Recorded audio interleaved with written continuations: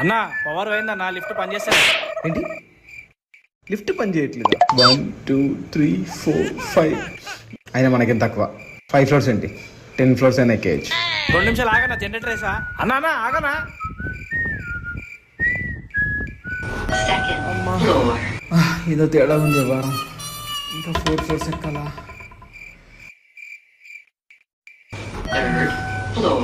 Pulls కారిపోతుంది భయ్యా. అమ్మా అమ్మా, ఇలాంటప్పుడే అడుగు ఆచి తూచి వేయాలి.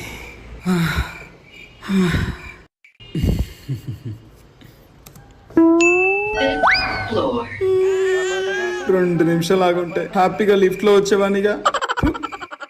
ఇవే కొంచెం తగ్గించుకుంటే బాగుంటుంది.